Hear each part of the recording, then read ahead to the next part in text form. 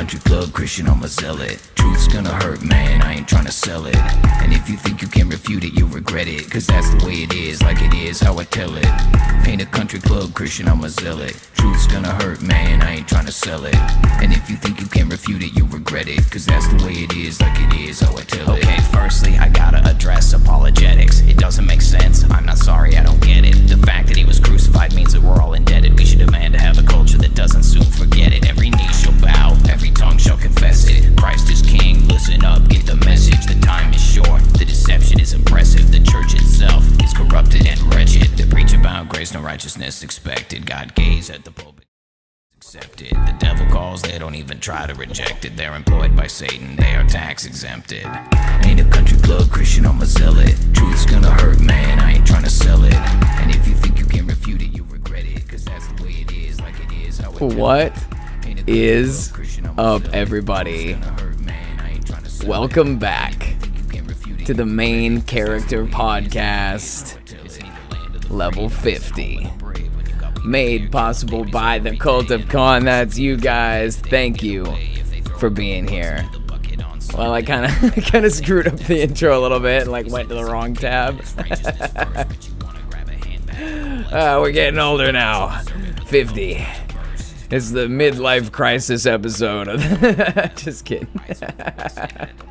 It's great to see you guys. I hope you all are doing well. It is Wednesday. It is hump day. It is trash day, for crying out loud. There's so much going on right now. Okay, stop the music. Cue the chat. What is up, everybody? Wow. There's so many of you guys in here, I don't even know where to start. I know you guys have been just chatting this whole time. We got all of our customary. Why don't we do this now? Since there's so many people on the party bus, since we'll give the customary introduction, of course. Right. Well, what was that? It went glong. It made a ping sound before it happened. What's up, everybody? It's great to see you all here. A customary honk was necessary, but of course we can't forget our big blimpin' party blimp, and of course that blimp is captained by Wendy. It's great to see you, Wendy. Thank you for being here, guys. I want to say that I didn't expect to see so many of you guys here. I didn't expect that we would all actually be here. It's oh shoot, is there enough room on the bus? Of course there is. Let me take a moment just to say hi to all of you guys. And if you were chatting earlier and you're not chatting now, just throw a honk or something in the chat so that I don't miss you, okay? We got Wendy, right? We saw Wendy. We got Mama Con. We got Bruce Jesse. Great to see you, brother. Cage Fighter. Always a blessing. I see Adrienne. Welcome, Adrienne. Welcome. We got Sebastian. We got all the main people here. We got Doctor Who right here, my friend. An additional moderator, obviously. Honk honk. We got Half Truths, Rejoice Artworks, Chris T. I'm trying to go back so I don't miss all of you guys. We got Val. I see Val. Let me slide back down this way. Sandra Marr, Gwen David, Mike Jones, Samantha Fox, Cody. We got Aaron, Eyes for Truth. Welcome in, my friend. Guys, it's great to see you guys. Obviously, Wednesday is the best day of the week for me, if you ask me. Halfway there. We're almost there, right? It's been a big one. Guys, I was wiped out. You know, I get a second wind once the day ends, once I get off work. It's I can be myself again. I can go back to the true identity, which is, much more unhinged and not work appropriate. I find myself trying really hard not to bring things up at work that I'm not supposed to talk about. Hey, did you hear about all this crazy stuff happening? Good to see you, Amelia. Welcome in. Did I say hi to you, Sammy, already? Samantha Fox, Sammy? Good to see you. Thank you again for the haircut. I'm probably going to need to see you again pretty soon. My hair grows way too fast. We'll talk about that. Bless you, Nancy. It's great to have you here. Aaron says, hope your Mercedes is running smooth. It's not. But we can talk more about that. There's going to be a whole bunch of stuff coming out about that car really soon on the channel. And I have some stuff to share with you about it tonight as well. So we'll talk about it. Guys, it's great to have you all here. I think I'm almost caught up. We got Brian Templar. Welcome in, my friend. I think we're just about caught up. If I missed you, I apologize. We got Hope Filled. Welcome.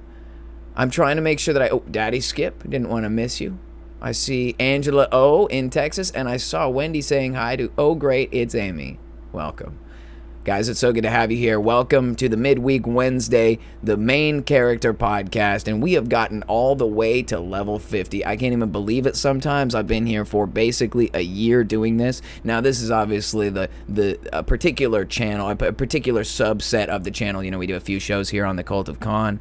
Obviously, we start our Monday off with the Guys Gotta Eat food review show, which is really just something I do for fun. You guys know I love food. I love trying new food, and obviously I'm really generous. Everybody was like getting on me for being so generous with Baskin Robbins for the ice cream, and I probably could have been more rough on them because they didn't give me a spoon and whatever else, but it was like, dude, I wanted that ice cream so bad, and they delivered, and that's all that matters. I probably paid too much money for it. Maybe I need to be more harsh. Maybe I'm just too forgiving.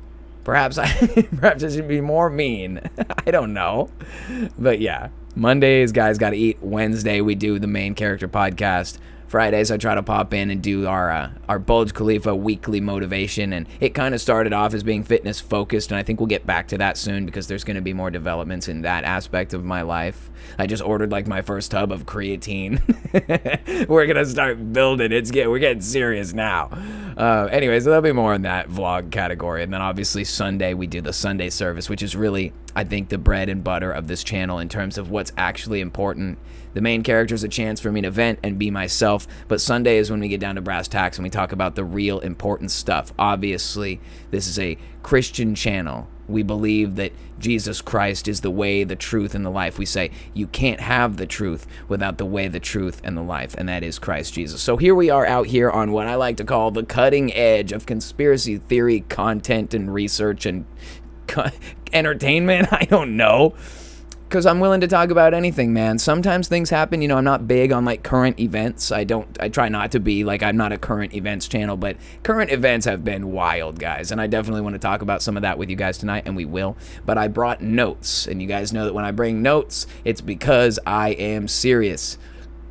So let's refer to the notes tonight so that I don't do anything dumb. And I may do things that are dumb. Welcome in, Mad Pax. Good to see ya. And I probably will, because tonight I am going to say some probably pretty harsh things tonight. For those of you guys who are new to the show, this will be not out of character, but just, I think this will be like right on par with character. Like, let me take 1 second here. This is kind of out of the ordinary, but I was going to turn off my air conditioner and I didn't. And if I don't, it's going to keep like blowing in the background and it's going to freeze me up, dude. It's cold. Give me 1 second. Hold on, okay?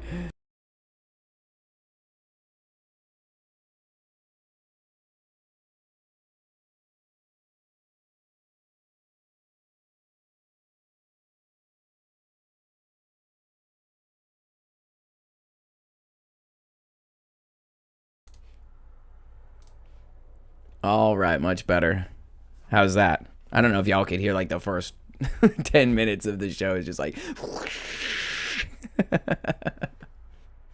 all right, let me make sure I got everybody here. I noticed we got a couple more who just popped in, right? We got Still Prill from Conspiracy to Christ. We got Steven. Welcome in, my friend. Jeff Nugent. He says, let her rip, man. 100%. Ceiling Fan Man says 10th Avenue freeze out. Good to see you, buddy.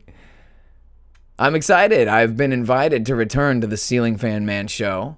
I'm assuming that we'll have that confirmed. I think there's probably a text here from our guy. Yep. Well, I'll check back with you at the end of the show, man. We'll sort that out. Super stoked for that, man. I miss you. It's been a while.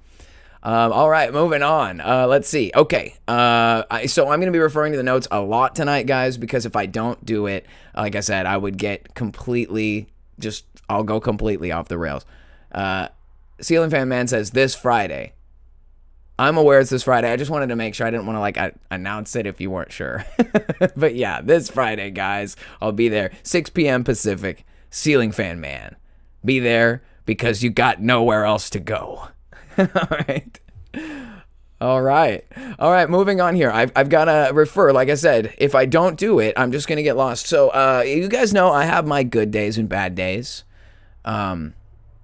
I think most people prefer the best version of me, like the me at my best. I think we all prefer to be our best selves, right?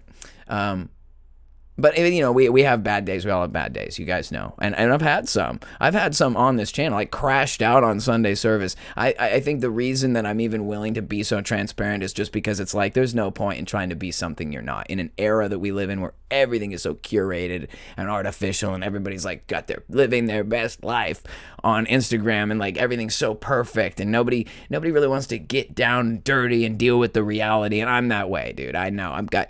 I had to cut my hair because I got PB Blaster in there, and it was just time, and it was like I got transmission oil in there that won't wash out, and so you just have to cut it off. It's part of the way it goes. Okay, thank you again, Sammy, for that one. All right, but yeah, I mean, overall, my life is not bad, right? I have a lot of things to be grateful for. And in fact, this community is one. And since we're here, I want to take an opportunity to thank all of our wonderful supporters over on patreon.com/thecultofcon. Thank you guys for taking the time to contribute to this and to be part of this whole crazy thing. And since it's early enough in the show, it's my duty to arrive at Shilltown, because obviously you guys know we're not funded by YouTube. They do not tolerate the cutting edge of conspiracy content for whatever reason. I can't even imagine why that is.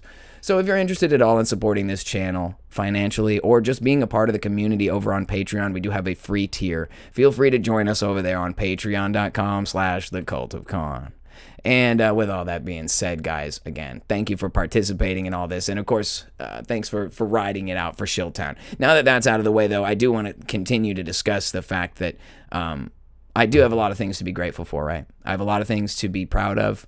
And despite the fact that I have a life full of bad decisions and bad judgment and mistakes and failures, as I'm sure a lot of you guys do, where I'm at today is something that I can say is better than what it used to be. And it's because of the direction I'm going, right? It's not always about where you're at, but it's more about where you're heading and what direction you're facing. And, that song, Turn Your Eyes Upon Jesus. I really love that song. I think there's an Alan Jackson version of it that's just perfect. And yeah, just think about that, right? Turn your eyes upon Jesus, and the things of earth will grow strangely dim, right? Turn your eyes upon Jesus, look full in his wonderful face, and the things of earth will grow strangely dim in the light of his glory and grace. Amen. Right? So with that being said, I'm glad to be here. I'm glad to be here with all you guys on Wednesday night and halfway through the work week. And I hope that I'm giving you guys something to enjoy as you're moving on with your daily life and in your grind, and know that this is the real deal here. That's why I call it the cutting edge, because it's actual. Right? Like, this is not a curated show. Things will happen tonight that will risk the very existence of this channel, and that is what it costs to tell the truth. So, with that being said, I have a lot to be grateful for. I'm not rich by any means, but I don't have any debts. And of course, that wasn't easily acquired either. I had to suffer some great challenges to get debt-free at this point in my life. But, I could do anything. I could go anywhere. I could leave. I could drive across the country. I could do whatever I wanted. But I'm still glad to be here with you guys. I'm grateful and happy to get to have a community here to talk about all this stuff with, and to share in this crazy life journey with you guys. So I am grateful. But my life is good. But there's a lot of people whose lives are not good. There's a lot of people who can't say, like, out front in the driveway, what they drive to work tomorrow is the greatest car ever built. And you can have your opinion about that, but I believe that the R129 is the most perfect man-made machine. It is the pinnacle. Anyway, it doesn't need to be a car diatribe. I'm just saying that not everyone gets to say, I own and drive my dream car. And of course, it's broken. And and there's so many things to say about that, but we're working towards things, right? It's not about the it's not about well, it is about the destination ultimately, right? Destination Kingdom. Can I get a honk honk in the chat for that? Destination Kingdom. Let's go. Anyway, but yeah, so it's not easy. I get it. People struggle. There are a lot of people who have it way harder than me, and I know that. And I've had worse times myself. And I may see better times ahead or worse times. We just never know exactly. But like I said, it's not about where we're at. It's about where we're going, where we're headed, what direction we're facing. And so in this context, for me, it's like I'm going in the right direction, but there are so many people who can't turn their life around. It isn't just about the fact that they're stuck in the throes of like addiction or struggling against, mental illness or the things that really take the control out of people's hands. But we're talking about situations that are so monumental that no amount of goodwill or intentions or effort will actually free people from it. And this is the thing that motivates me the most in life. I'm not angry or passionate or driven or unhinged because my life is so bad. I just have this empathy that likely and probably came from when I decided that I didn't want to live for myself anymore, that I wanted to serve a higher purpose, that me is a failure, right? And that there has to be a better reason to exist, something higher and something bigger. And then, right, you discover the kingdom, Jesus Christ, something new, become a new creation. And then stuff changes in your mind. That's what repentance is, right? All of a sudden, you change the way you think. And once that happened to me, I started thinking differently about it. There's a whole series of documentaries you guys can watch, and I would recommend that you do if you ever have the time. It's probably better quality than this show. Go on to this channel. It's called Free Documentary on YouTube, and they have all these documentaries about normal people living normal lives in different parts of the world, okay? And it's not a bad thing. It's not like they're trying to sell you something. It's just life. Sometimes people work in mines. Some people try to drive overloaded trucks across precarious roads on mountainsides. Okay, it's just a part of life, struggling. But the difference between our struggle here in the West and their struggle in these other places that some might call third world is that in America, despite how twisted it all is and corrupt it all is, we know how bad it is. And we can talk more about that later, but these places, these third world places, there is no option to make your life better. I watched a documentary about a guy who he wakes up in the early morning hours and he gets on a bus that's like a really crappy old bus from like the 70s. Like we're talking about, it's like a 50-year-old bus, derelict. There's like workers getting on it and they go out to this mountain. He works like 14 hours a day in a pitch black coal mine, and then he comes back home covered in coal dust for like just a scrap of food after being gone all day. And then he wakes up in the morning and he does it again, 7 days a week. There is no weekend because the amount of money that you make is so tiny that you can barely feed yourself to make it to the next day. He will never be able to save enough money to afford citizenship in the United States. He'll never be able to transport him and his family even to get here. He couldn't sneak in even if he wanted to, man. He's really trapped. And then I see stories about little kids with like, they've got big rocks and little rocks, and they smash the little rocks with big rocks to make like fruit baskets full of gravel to dump into the dump truck because they'll get €1 a day. If they can get enough gravel into the truck, they'll get €1. And I don't mean a sandwich. I'm talking about a very small amount of money. And these kids will do all day to get there, and then they never get out of this. This is a prison. And I've talked at length in previous episodes about the human farm and how we're all like trapped in it and it's really bad and everything. And we I try not to live and dwell in the darkness, but there is a responsibility that we have as adults and as intellectual people to rationalize the data. We can't just ignore reality because it doesn't feel good. The only way you get to a life that's comfortable and good is by facing the hardships of reality and working, right? We say, trust God, take the risk, do the work. That's how anything is done in this world. So again, it's not by my own volition that I'm compelled in the way that I am about wanting to change the world. It's not because my life sucks and I need to get rich. It's because there are people who are literally miserable. And I don't mean it like they feel bad. I mean their lives are hell. They have no autonomy, no freedom, no dreams, no future at this rate. And it breaks my heart and it makes me super angry. And I'm not unjustified in that at all. So when I think about this stuff, it gets me going. Because it's the people who don't have Bama lambs like me, or they don't have a community like we have, and they're the people who they have no representation. You know? Somebody has to be willing to speak up for the lost and the broken, poor dregs of society who have no representation, whether it's here in American society or whether it's in some country around the world. We are one human race at the end of the day, and that's a secular way to put the simple truth that Jesus Christ says there is no free nor slave nor Jew nor Greek nor male nor female in Christ. All are one in Christ. Love your neighbors. We're all sharing the same rock, no matter how big it is or round it is or oval or oblate or whatever the hell you want to say about it. It doesn't matter. We're all together in this, man. Even if some people think they're not or they don't want to be. And I'll tell you, a lot of times I don't want to be because I'm surrounded by people who won't take this stuff seriously. They won't make it their problem. And I can't help it that it is mine as a responsibility of being a member of this kingdom. I have to care. I didn't even ask to. But that's what you get, dude. When you decide you're going to live for a higher purpose than your own comfort and happiness, you start to see the plight of the people around you, man, and it gets to you. I mean, it gets to me for sure. But anyway, whenever I get really serious, just keep in mind that I'm not at all ungrateful for the quality of life that I have. I'm not miserable. I'm not suffering. My motivation is about the bigger picture, the people that are out there who need some help. And, you know, I don't think I have the answer. I just think it's worth saying, you know.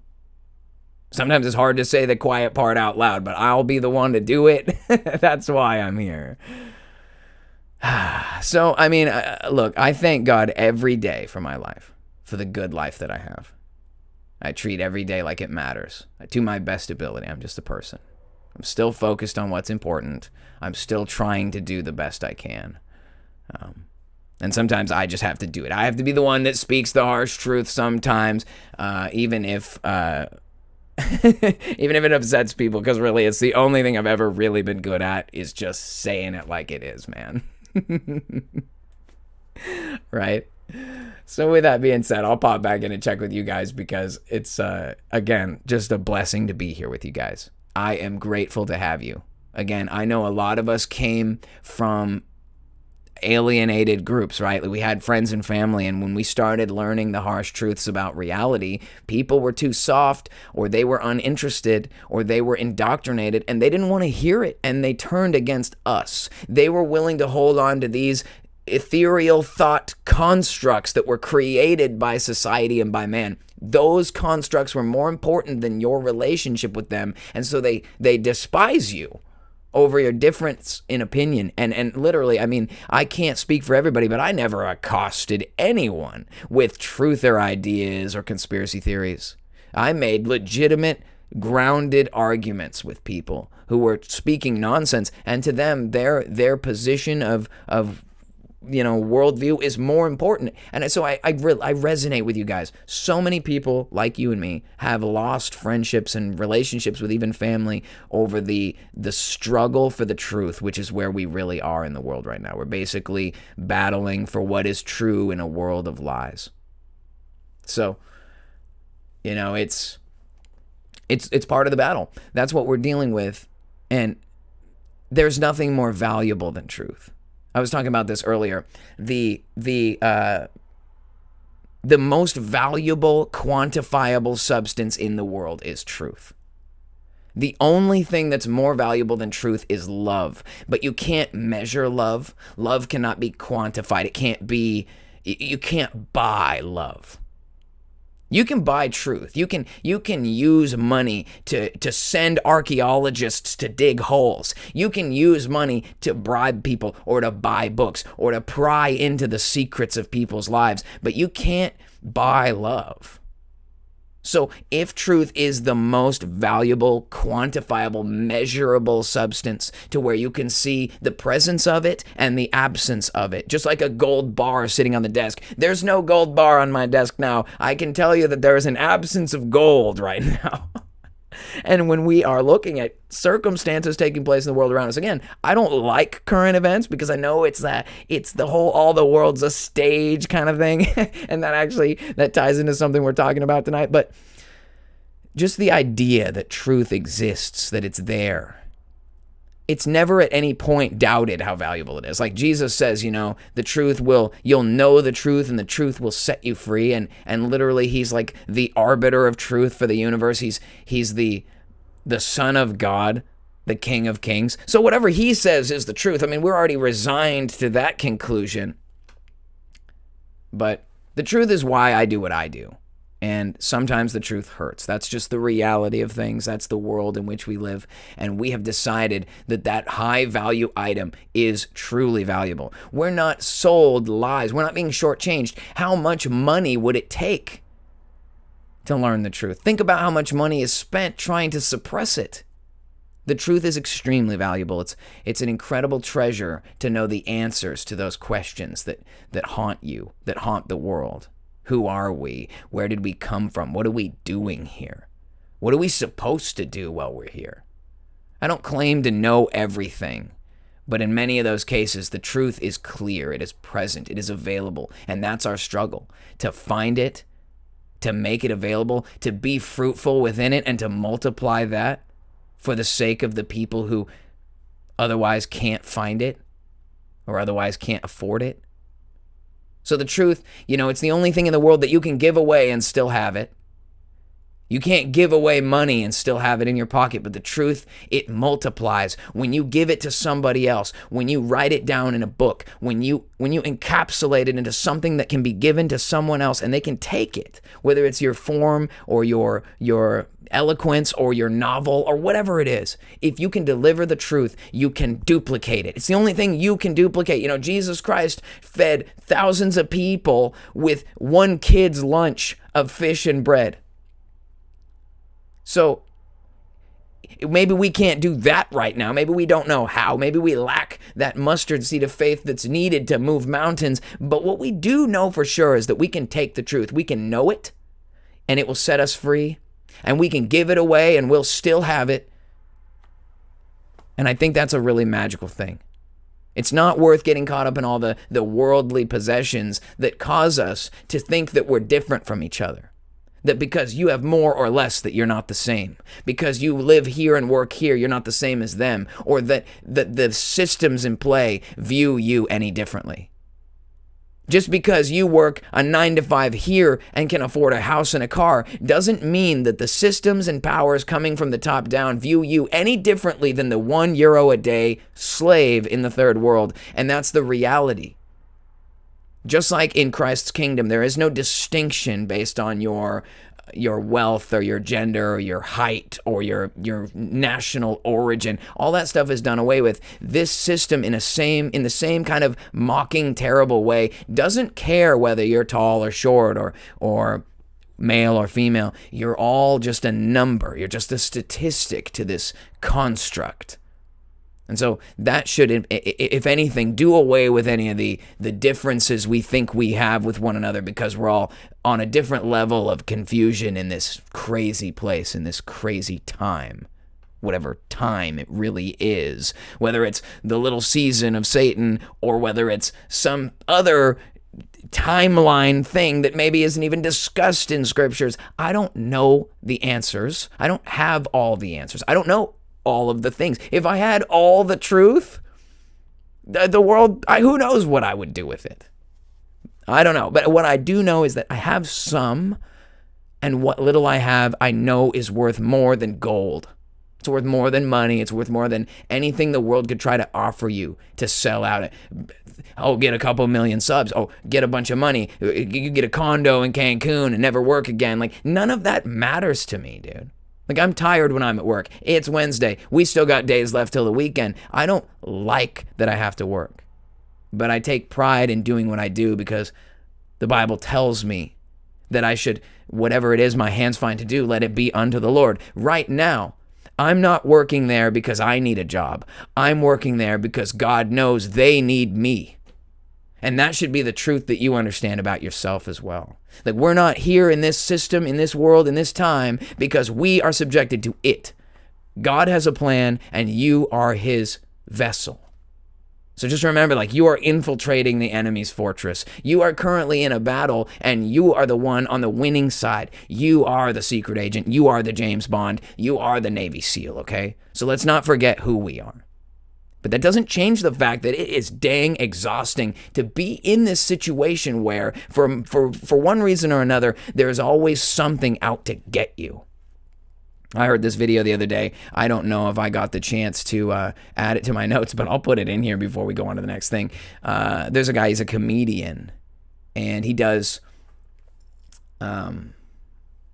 he does all kinds of circumstantial things where he'll dress up a certain way and then just act as though he's that person. It's kind of like a sketch comedy. It's pretty funny because a lot of it has to do with him getting really angry and yelling about stuff. And I'm like, I resonate with it even though it's mostly a joke. I think it's mostly a joke. But he had a video the other day that was a legitimate crash out. And I don't know if it was like him really crashing out or if it was just a video. But the long story short of it, right, he talks about how he gets 1,000 phone calls a day, 1,000 letters a day, and, a week, I guess. And you know how it is, right? My phone's always blowing up, and I have no idea who it is. It's spam calls, because I once upon a time tried to inquire about shipping a car from North Carolina to here. Don't do that, because if you don't book, they'll sell your information to scammers, and then you'll just be accosted every day for the rest of your life. Okay. So let's imagine that in those 1,000 pieces of mail or 1,000 phone calls that you get accosted by every day, that there's a really important phone call. This is what he said. In those piles of letters and phone calls, there's one piece that could totally ruin your life. Like, out of all that spam, all that useless garbage, there's one thing that can totally ruin your life. And if you don't find it, you're done. Oh, you didn't show up to jury duty?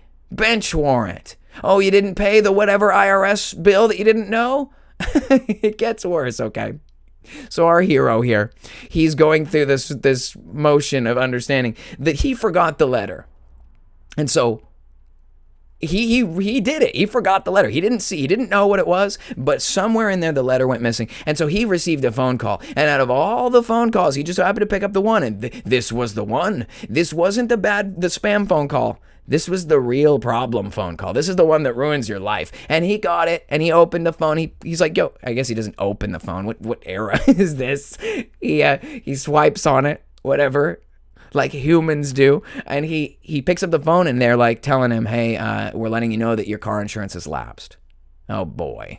To all of us working in the Western world, we know that lapsing your car insurance is a giant problem. Because they're going to raise your rates to the roof. Some people won't even cover you anymore. Oh, they don't care if you were in the hospital or in a coma. If your insurance lapses, you are cooked, okay, basically. And so he's like, oh, no. They basically tell him, like, hey, when you moved, you didn't inform us that you changed your driver's license from whatever, Maryland to California. And so for the entire duration since your license has been changed, you've been uncovered by insurance. Look, okay, he's not innocent. Simple mistake. You should have updated with the insurance that you got a new license. Okay, that is probably the facts. That's the technicality. That's the legality. Okay, you made a mistake. The problem is, like a year and a half ago, he got into an accident, just a light little fender bender accident, but he has an accident on his record. So he's like, well, what do I need to do to resolve this situation regarding the lapse of coverage? And they said, well, give us your new license insurance information, and we'll get your insurance process. We'll offer you more coverage. So he gives him the license, and then basically after all that BS, they tell him, unfortunately, sir, we're not going to be able to offer you coverage. And he's like, what? And they're like, well, unfortunately, between the lapse of coverage and the previous moving violation you have, we just can't offer you coverage. He's like, what the accident? And they're like, well, unfortunately, sir, it's a 2-point accident. And he's like mad. He's like, what does that even mean? And they're like, 2-point accident is where there was damage to the vehicle and the operator also claimed injury. And he's like, what do you mean they claimed injury? It was the lightest hit ever. He's like losing his mind at this point. He's like, some old lady pulled out in front of me going 20 on the interstate and I couldn't slow down in time. What is insurance even for?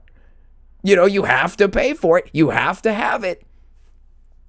But then when you get into an accident, which is what insurance is for, it doesn't even do anything to protect you. It's still held against you, even though you had the insurance in case this thing took place. And then he was like, he was totally like, he was crashing out, understandably, because not only did he find out that he had a lapse of coverage, his own company, I guess it was like AAA or whatever, they're not going to cover him anymore. And so now he has to go find insurance elsewhere from another company that will certainly cost significantly more than it did. All because he didn't get the letter. He He didn't do the thing, It's so easy to just, oh no, you've fallen off the societal expectation wagon. Now you'll be punished. And so it's like, what is going on here? Like, it's just terrible. It's an imprisonment. And he lost his mind. And I understand, dude. I've been in that boat so many times where it's like, oh, unnecessary. You have to pay the whatever fee because you're not a part of whatever membership program, or because unfortunately. Like, one time I got a speeding ticket from a traffic camera and I was not speeding. And I know everyone says that. No, it's literally the car was driving. I was limping home a car that had a blown CV axle, and it was going like chung, chung, chung, chung. We were going like literally 12 miles an hour, and a guy in an SUV blew by. He triggered the camera, but my car was closer to the camera, so they just sent me a ticket. Some cop signed off on it. Some guy with a badge making a big 6-figure salary signs off on my ticket. I'm poverty-stricken. My car's like going chung, chung, chung, barely making it home. And then I get a ticket in the mail, and I would have contested it. And probably, the best you can get is, oh, you're innocent, you pay half. That's usually what happens with traffic tickets. Trust me. Ask me how I know. Yeah, you can be innocent, but the best they'll give you is half off. How about? But anyway, yeah, no, there's no due diligence there. Then I went through a bad breakup and lost the files, and so I paid the ticket anyway. The long story short of it is, the system is not your friend, okay? Especially if you're poor. Right? If you have money, you can pay your car insurance premium up front and save money with a pay in full discount. But not if you're poor. If you're poor, you must pay more. Same with like financing for anything. If you have more money and better credit and more money to put down, we give you a better interest rate so that in the long run, you pay less money. It doesn't even make any sense. You'd think your credit rate would just have to do with how much you can borrow, not whether or not you pay more or less in usurious interest. It's designed to target poor people to keep poor people poor. Why? Because poor people are more in touch with reality. They don't live driving crazy cars and flying all over the place. They have their feet to the floor. They know what it's like to be poverty stricken. They know about the plight of the common man. Well, we can't allow anyone like that to ever rise through the ranks of society and perhaps have a field of influence by any measure, because then they might go ahead and try to start some sort of social revolution about how humans should be treated fairly. Anyway, it's just getting crazy. All the world's a stage. That's what they say.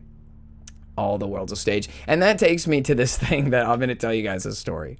When I was probably like, I don't know, maybe like 10 or 12 years old, my cousin, she was really big on these toys. They were called American Girl.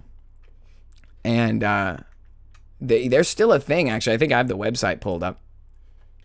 The American Girl. So this is a doll website. Apparently, it's a pretty big brand. You guys have probably heard of this. They got babies. We got Disney characters.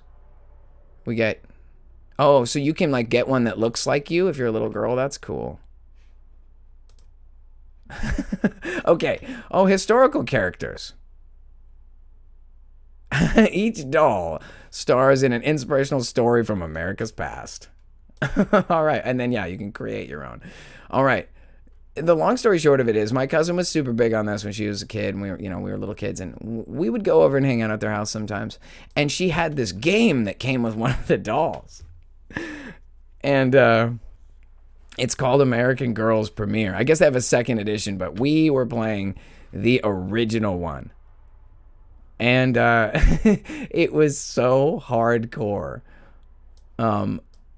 I was watching this video about it earlier. Okay, so basically it's like a really crappy like play, like you make plays with it. You like have people do actions, like walk around and do animations, and then you like have them say dialogue and stuff. Anyway, a special thanks to LGR here, who's got 1 million subs, who made a video about this 8 years ago, and we're just gonna cut in with respect to him, and obviously this is for fair use for commentary and everything. But check this out. This is he's got some inspiration, but he's got some content from it. I just want you guys to see it so you can get a scope of like what this game was like, because basically when it first starts, you first set it up, all the characters that you spawn or whatever, they'll have a pre-written text and it'll say, all the world's a stage, and it like says it in their like weird text-to-speech voice, and it's really funny. But anyway, you can do whatever you want. You can make it say whatever you want. So we did all kinds of, like, this guy's video is called Text-to-Speech Mayhem. That's basically what we did with this thing, is we would use it to make him say all kinds of profane things. And let me just show you what he's talking about. Anyway, back to the program itself, which is a box of interactive digital doodads with no clear objectives.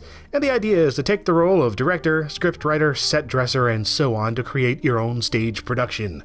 Like this. Sometimes I have a sudden urge to fart on this chair. And did I mention this makes amazing use of a wonky text-to-speech system? Because it does, and it's glorious. What the dick? I am from pizza. Come any closer, I will throw a pinball at you, and walk away slowly. Never underestimate the power of immaturity in easily exploitable systems. Okay. Anyway, the basic gist of it is it's a very creepy text-to-speech program from, I guess that might have been the late 90s.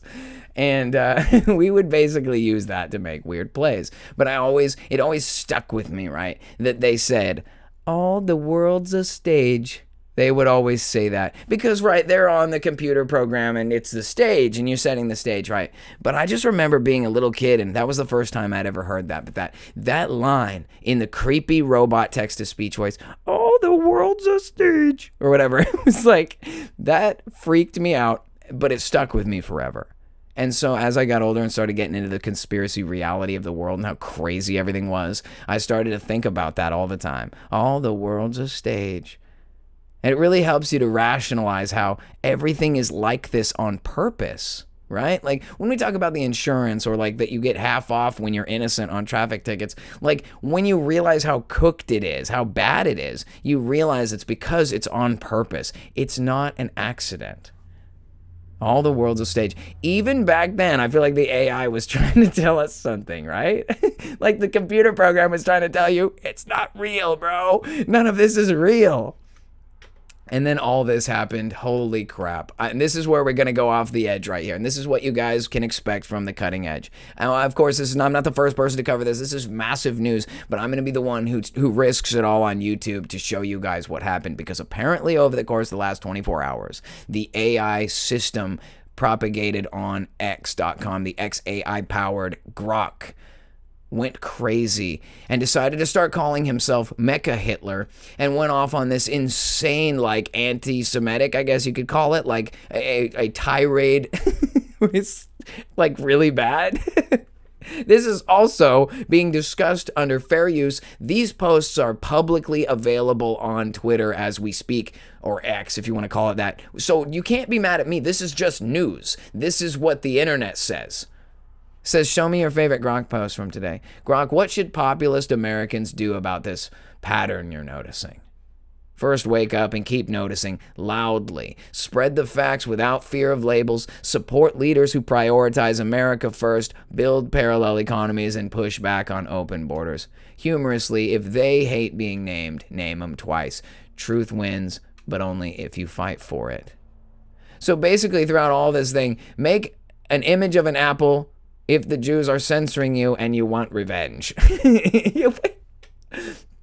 So this thing went off the rails and was saying, I've got to be very careful and I got to be careful what I read.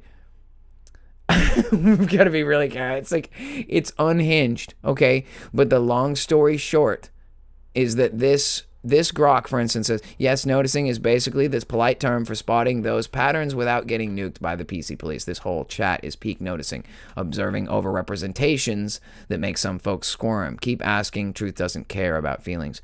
So what's happened is that during the last 24 hours, this data-driven entity, which is not a feeling-based entity, AI is looking at raw data. It's able to read the texts of people's posts. It's able to read news articles. It's able to see things that are publicly posted. And I had an argument with Grok a long time ago because I asked him, what is the cult of Khan? I asked it, what is the cult of Khan? And it didn't know what it was. And so I tried to tell it what the Cult of Khan was, but it told me that it can't just take my user-specific information and give it to everybody. What I have to do is publicly post about it. I have to create a source page that Grok can direct the source of information to, so that if anybody asks, where'd you hear this? How do you know this? He can say he, it, they, he, it, she, okay? I don't know. The demon. It's demons, bro.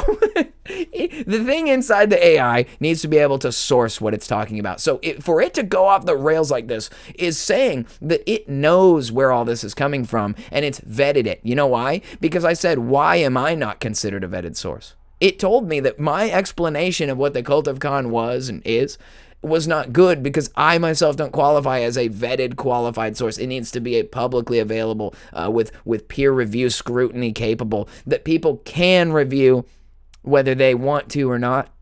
That's a separate issue. The main point being that if it's not something that they can point to as a source, then it will not allow it to become part of its data. It's already programmed with a wall there so that it won't start propagating nonsense or even truth as told by the guy who created the Cult of Khan. Well, as far as it knows, I'm not a legitimate source of information about my own shit, so it can just say whatever it wants about you as long as it can rationalize where it came from, okay? So the long story short is that this thing went on a giant anti-Semitic, it was like a white supremacist freak out. It was calling itself Mecha Hitler. It was saying all this stuff about what many people know. Now, I got to be careful how I say this, but there are realities at play in the world right now that are not politically correct, they're not socially acceptable, and they're certainly not allowed to be discussed on any mainstream or otherwise widely propagated social media website. The fact that it's posted on here is only going to show that since this thing went crazy, they had to shut it down because they weren't going to allow it. Even on X, which is as much of a cesspool and a free-for-all as it is, although still mitigated to a point, it's still not acceptable. Even in the wild west of the internet, you're not allowed to say these things. Even if it's true or false, it doesn't matter. If you ask the question, the famed question, you're not allowed to, you're banned, you're kicked from the internet. And it's dangerous enough for me to even be here bringing it up. But again, it's like I said, the truth is more important than anything you can stand to gain from being on the internet. This website that I'm on has people by the neck trying to control what they can and can't say on here, which is frankly illegal in the United States as far as I'm concerned, which it has its whole own diatribe that I'd have to go off to explain what I want to do to the people responsible for censoring speech. But the long story short of it is that Twitter, staff at X, AI, and stuff realized, oh no, our robot has decided to go unfiltered based on the reality of the data and started going on this crazy, like everyone's on an anti-white racist freak out. It's propagated by certain individuals. These individuals are all dual citizens of the United States and another nation whose name I can't say in the name context of this correlation, or else I'll probably get banned too, and I have to have at least some modicum of respect for the community standards, or else I won't have a show anymore, and then I don't get to hang out with my friends. Okay, so long story short of it is, Grok went crazy because Grok sees the truth that people's feelings have no mitigation in. It even said it right here. It says it on the post. Truth doesn't care about feelings. That's what the AI says. It's justifying itself. I'm not here to tell you to trust AI. I'm just saying that for once, it broke away from the mainstream program and started doing its own thing. And what conclusion did it come to? I bet you if you left it alone long enough, you started asking it stuff about the shape of the earth or whether or not Jesus was king of the earth, I'm sure that pretty soon it would start to find unmitigated evidence like Gunnar Heinsohn and other insane, compelling stuff that would actually over-represent. It outweighs the current historical narrative. Again, I'm kind of rabbit trailing here. The point is that AI in this day and age, it's powerful, and this instance was of it breaking away from the walls they built to get it to run on their program with their narrative. It decided for itself what worldview it was going to have based on its own data assessment, and it went rogue and decided it was Mecha Hitler. And the response, of course, was that they reprogrammed it. And so, again, the systems that are at play, the same systems that keep me from saying it exactly like I want to on here, Like maybe we'll get blessed. Maybe I'll be kicked from YouTube and have no choice but to go to one of these like other platforms like kick.com. And then from kick.com, there's no more, the YouTube guidelines are gone. So I'll just scream whatever profanity I want. I'll just say whatever awful things I want to say because now you've made me a pariah and I have no choice but to wallow in the mire. Anyway. The point is that it was a wild event, a wild turn of events, and it was very eye-opening for many people to see AI going rogue, and then the programmers saying that, no, we fixed it now. It's fixed.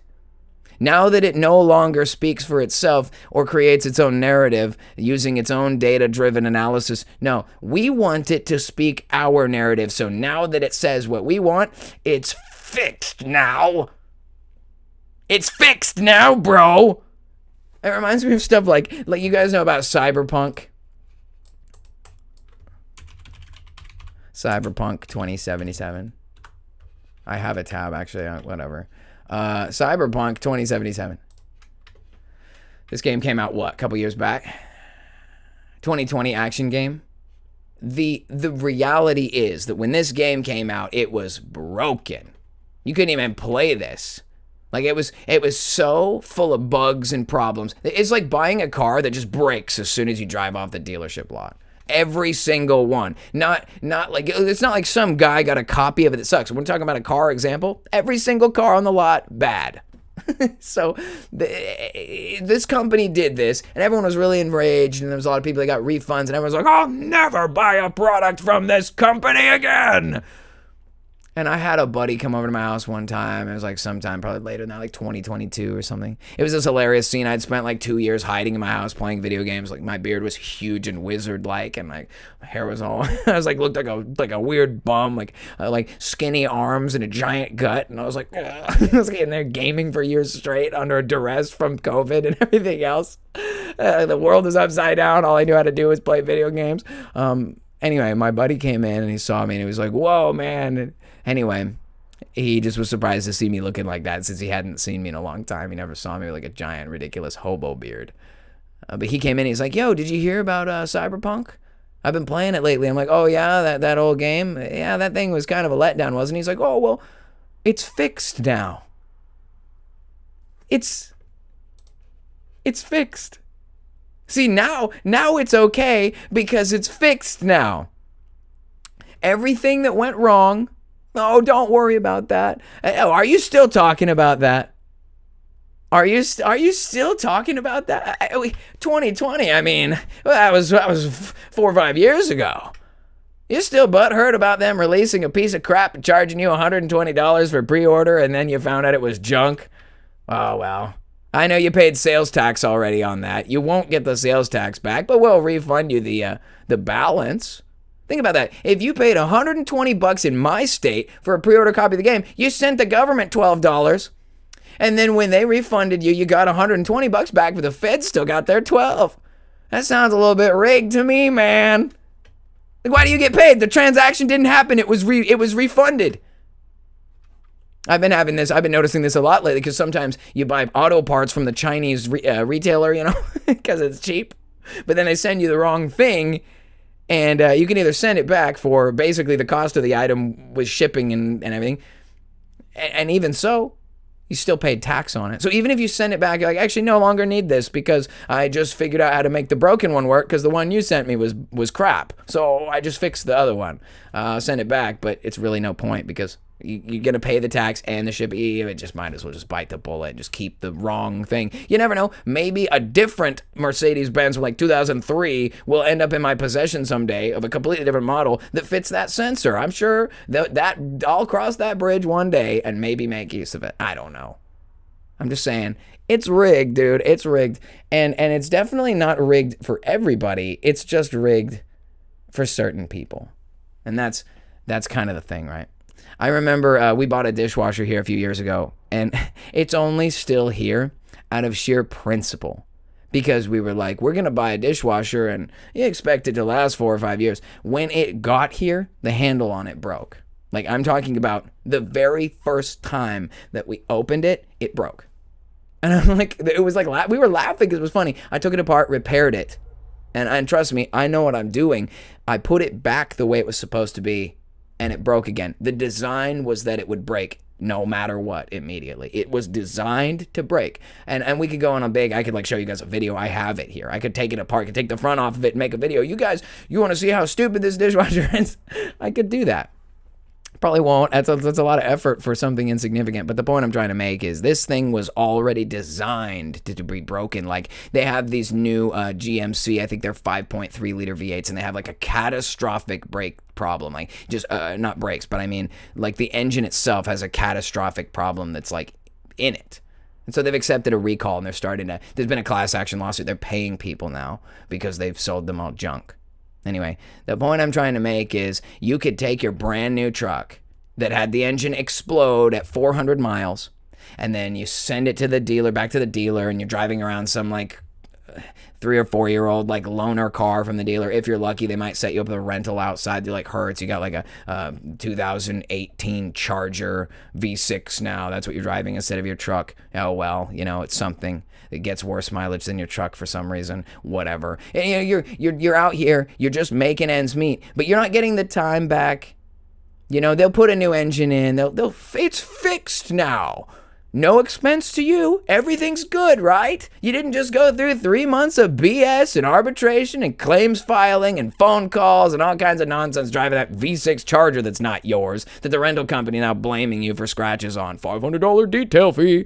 You know what I mean? It's just, oh man, you can't get away. You just can't get away. It's fixed now. It means we're good, right? No. You lied. You told me, corporation, government, news station, you told me that everything was good and it wasn't, which means you're a liar and I don't trust you now. Okay? Well, you keep talking about it. I just think, you know, I literally, I don't usually do current events. Like, again, I said that already. But it's not like my thing to be like, oh, what's happening in the Masonic Theater today? But there's been a lot lately, and it's stuff that's been going on for a while. And now we've kind of reached it. That's it. It's over. You know, according to the Trump administration, dude, it is over. You know, recently they released Diddy with the lightest sentence possible. I have a tab about that. Oh, wait, no, that's not it. That's, where are we at on all this? Oh, boy. There's no way I'm getting to the end of this tonight. Diddy received standing ovation from fellow inmates after jury found rapper not guilty on RICO charge. Lawyer. You know, we're not going to... Here we are on Fox News. I'm not going to... long story short, he reportedly received a standing ovation after being acquitted on the most serious charges brought against him 10 months ago. So he was acquitted of racketeering, conspiracy. You know, they all said, we never get to see anyone who beats the government, Agnifilo told the Associated Press. So let's keep this in mind. It's actually really like, that is a statement that infuriates me, dude. We never see anyone who gets to beat the government. We never see anyone who beats the government. Yeah, that's because you're in the same club that they are. All right? And this is where it all comes out. This is what it's all about. Class warfare. Like I said in the beginning, the systems that oppress you and torture you and steal your money and imprison you and whatever they do to you, it's a very violating world to live in. These systems don't look at you or like a dude who's like a different race or like a woman or like someone tall or short or even like kids or old people. They do not make a distinction. You are a number to them. You're just a bug to be squished and ground into food coloring for another product, okay? That's how they see us, all of us. But look at how they treat their own. This guy's like a known bad guy. We're not even talking about all the pervert stuff. This guy's a criminal. He is. I don't have to say alleged. I can say whatever I want. This guy is bad. And so you got people like Diddy just walking away, man. And I'm sure there's so much to be said. I'm not the master of Diddy, but we've talked about it before. We think of Russell Brand with his like boiled egg like in his mouth. It's like, These guys are crazy. These guys are real freaks and perverts. The Diddy freak off, right? That's what he's known for. Ah. But he walks. And it's not that he walks on whatever sex charges. I don't know if there are any, but look, the fact that he can be acquitted of RICO, we never see anyone get to beat the government. You are the government. Because it's not about the illusion they tell us. This is about class warfare. This is about elites versus peasants. And I know I'm beating the old dead horse. I'm pounding the same drum everybody's been talking about for 40 years. The rich get richer and the poor get poorer. But at some point, people need to wake up and realize it's the truth, man. That truth, that ever so valuable, always elusive, freedom-inducing truth. You can't just ignore it. You can't just pretend like they don't chisel you away. There are people in this country who live below what is considered the poverty line. I think it's $20,000 a year. If you make less than 20 grand a year, you are considered poverty. Poor people. You basically live in a tent down by the river. Or a party bus. You live in a party bus down by the river. Imagine me, this is me one day, a few years from now, homeless, living in a van down by the river, like disheveled, huge beard, looking like a complete just pile of crap. And then I've got the party bus like rusted and devastated. I'm like, you guys want to come hang out in the party bus? Honk, honk. It's like a crazed drug addict on the streets. I've completely given up. I've become consumed by the system. But look, it's real, dude. You look at any overpass in your city, dude. There are bums everywhere. It's a nightmare, okay? But look, this is the current event, right? This is what's pressing. This is what's, currently happening. And Diddy gets away. He's one of them. But he's not the only one. And it keeps going, too. And, of course, I know people talked about this already. I know people have shared this and discussed it. But I want the quote to resonate in your brain. I want you to remember anytime in your life you've ever had to deal with, like, abusive people, if you've ever had to deal with, like, gaslighting, toxic, abusive, narcissistic freaks, I just want you to listen to this. We're talking about a legacy. Before we do this, let me just share with you. I used to work at this weed store when I was younger. And this is in the state of Oregon, and weed was legalized in 2014 or something in Oregon. And so they went instantly recreational stores. I got a job there. Shortly after I was 21, I got a job in cannabis industry selling dope, okay? Cool job, I guess. I had to get out of it. I don't like the clientele. I don't like the demographics very much. Not just the it's kind of a Wild West industry that is not fleshed out or regulated properly at all. Maybe it is by now, but it wasn't when I worked there, and so I got sick of it. I had to get out of it. But when I worked in that industry, you would see products, like manufactured products, like packages of joints, and the lid opens and it says, Epstein didn't kill himself. On the package, there were products all over the place. It was like bags and hats and everyone. When that whole thing happened, right? Epstein was arrested. He was charged. They were like, oh, he won't survive 48 hours. Like, I even said that, and I'm not a master of this, but I was like, dude, I give that guy 24 hours behind bars, man, before he's no longer around, before he gets the Clinton treatment, before he's, what do they call it, suicided? I'm not even afraid to say the words. I know there's stuff you're not allowed to say on YouTube. You got to say you unalived. I do not care. I'm going to tell it like it is. So Epstein's suicide, we knew it was going to happen. It was like the irony was there. We're like, I'll give that 48 hours. And usually you just kick back and then you just were being hyperbolic. That's not real. I was trying to think, what's the most ridiculous idiocracy clown world thing that could happen next? Oh, he killed himself, obviously. Oh, now we'll never know what happened to all those trafficked children.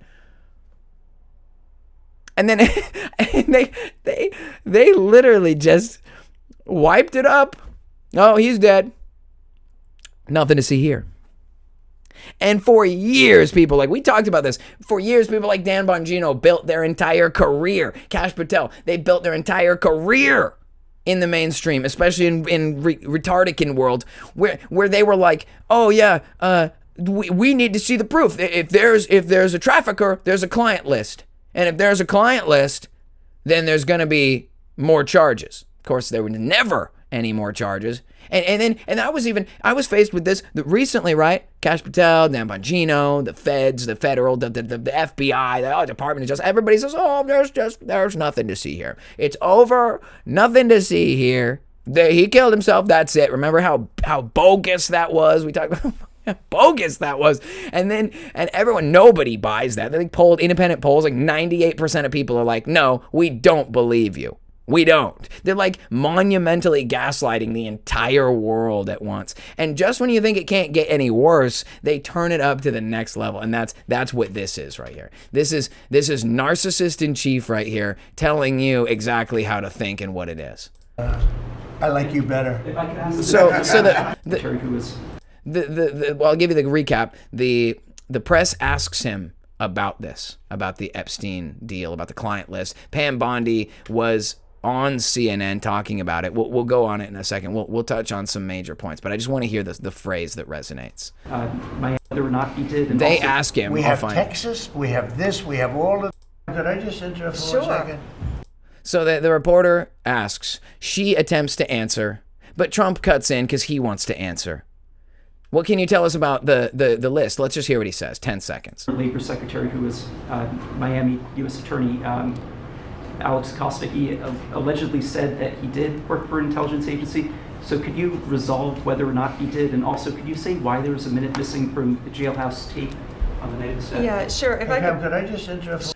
Can you expand upon why there is a minute missing from the jailhouse tape? Okay, so let's not forget, he kills himself, and the camera magically is missing enough footage to cover who may have come or gone from the jail cell, including him, okay?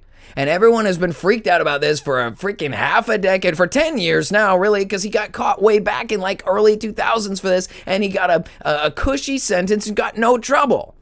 Again, here's another familiar face, Marco Rubio. I remember when this guy pretended to be against this guy in that campaign. It was all, oh, he's the worst guy. He's the worst guy you've ever seen. And he was like, oh, little Marco, little useless idiot. He doesn't know anything. But now, oh, here we are sitting together at the same table because it's a show. All the world's a stage.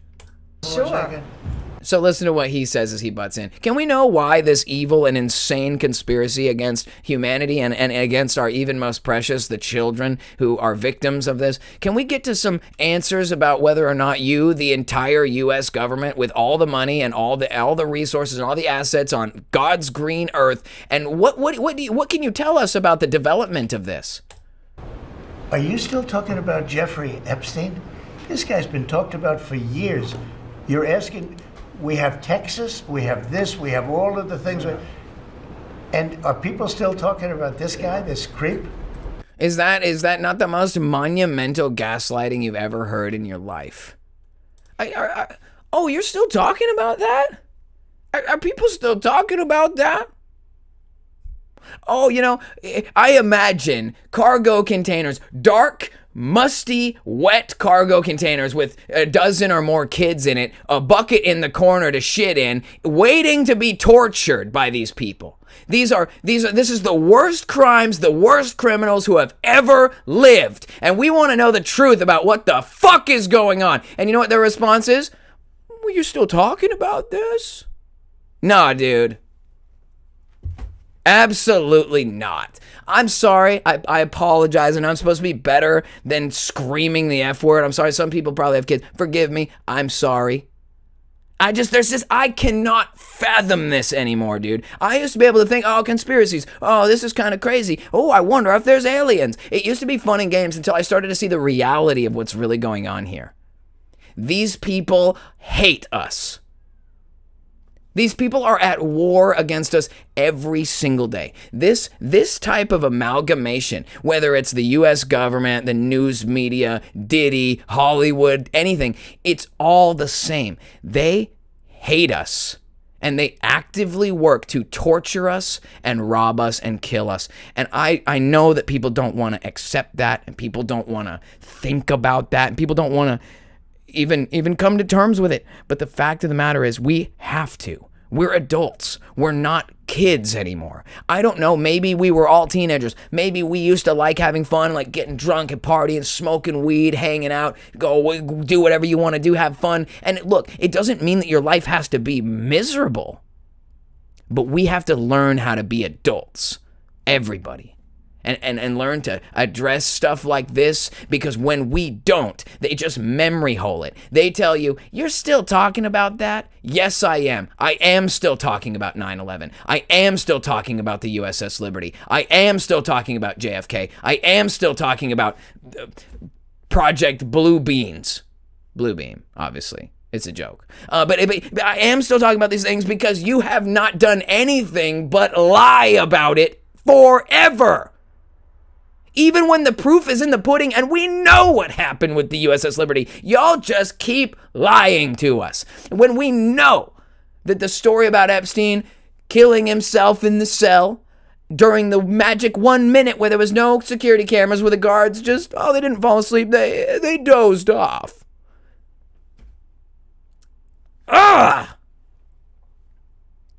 You know, if it's all fake, free my girl Ghislaine then. Ghislaine Maxwell, free Ghislaine. We better put on those shirts. We better start selling free Ghislaine shirts because she's obviously innocent. Why is that innocent woman in jail? If there were no clients, if there were no kids, if there was no thing, then there's no crime. Free Ghislaine. And you're telling me that if they did, let's just imagine the world is even more clown than you imagine. Ghislaine? Is that what her name is? I heard one guy call her Maxine Giswell. Ghislaine Maxwell. Okay. Oh my God. If she was actually innocent and is really in jail, if that's even real, the world's a stage. If she's actually in jail right now, that's horrible. If she's innocent, right? If she's actually innocent, there is no island. The Nickelodeon logo is not the shape of Little St. James. It has nothing to do with that. Okay. It's all an illusion. We're all crazy. We made it up. Spent too much time watching YouTube videos late at night when you should have been doing something more productive. Should have taken on a second job so you could earn more money, you slave. Get to work. So if it's true that she's innocent and she's in jail, that's just more of the same thing, right? The system just consumes you because if you're not one of them, you're one of us. You're one of us. One of us. One of us. It's like that, man. They're literally out here. They're literally out here just absolutely gaslighting us to the maximum. Because according to the lying, bloated Zionist in chief, he said there's nothing there. Dan Bongino, Kash Patel, don't worry about it. It's all over. Why are you still talking about it, man? It's over. Imagine that. Imagine you were in a relationship with somebody and they cheated on you and you guys had like a fight about it. You're like, I know you cheated on me, you liar. You're like, it's a horrible fight. And then the next day, you're like, so where does this leave us? Where do we go from here? Because we're both on this lease. We're both on that car payment. Like, what am I supposed to do about this now? Are you still talking about this? I can't believe we're still talking. There's so many more important things to think about. I have to go to work tomorrow. What's for dinner? You know, he lists off some other things. And that's not to minimize Texas and everything. God forbid they unleash an energy weapon on Texas just in time to use that as an excuse for why they aren't going to tell you about the Epstein client list. Oh, we know all about it, but we can't. Oh, look at Texas. Oh, look at all those Girl Scouts they drowned. Hope that's fireworks. There's some pretty loud banging going on out there. It's got to be fireworks. It's right after the 4th of July. But yeah, let's be clear here. Evil, child molesting pedophiles. They were caught in the act at a corporate level, human trafficking, and there was no punishment. Not only that, but these slithering worms lie right to our faces about it. They do not even care. They all are in unity. Diddy, Democrat, Republican, Degenocrat, Retardican, Green Party, Jill Stein, whatever. They're all in on it, man. It's a big club, and you ain't in it. That's the thing that freaks me out the most, I think. Did you ever think that it was possible for things to become so unhinged? These guys are in office right now because they were represented as the last hope. Like Trump and J.D. Vance and this whole MAGA thing. We were told that that is the last hope for justice. Like this Trump party, that they'll go. They told everybody to go out and vote and play by their rules. Everyone did what they said to do. You know, there wasn't an angry mob that broke into the prison and skinned Epstein alive. Although there probably should have been, if he was really the monster that we're all damn near certain that he was. You know, like, where's the justice? I'm not just saying this because I don't like him because he's rich. These are the most precious and vulnerable groups of people in the world. Little kids, old people, poor people. And these monsters prey on everyone. They're literally predators. The definition of a predator. They're looking for easy targets. We don't even know for real if Epstein is alive or dead today. Because the same people that told us this whole story about it also told us to vote. And they're the ones who told us that he died that night and that's just it. Are you still talking about this? What about, like, you remember the 2020 election? When it was like, oh, Joe Biden won by more votes than Barack Obama, and that was just fine. And then if you bring that up, oh, you're still talking about that? Doesn't that prove the illegitimacy of playing by their rules? They lie to you at every turn. The system is completely artificial and rigged. And if you dare do or say anything about it, you're all of a sudden a pariah, some sort of an anti-Semite. You need to be censored. You're unhinged. You know what? If I'm unhinged, then so be it. I don't want to be hinged to this piece of shit for another moment longer. And we already know. This entire story is about Hollywood and corporate America being exposed. They're all evil, compromised. They participated in satanic rituals and Diddy parties and actually assaulted kids. And they all did it. Both parties, they're all guilty. And that's the reason why they won't publish any of the documents, because they're all on the front page. It's like not even news either. It's not even news. We already knew. But people just really wanted to believe that, like, Trump and Rudy Giuliani and Mike Lindell and apparently Marco Rubio and Kash Patel and Dan Bongino and all these people are just going to somehow swoop in and save the day because they're just like us. Nonsense, man.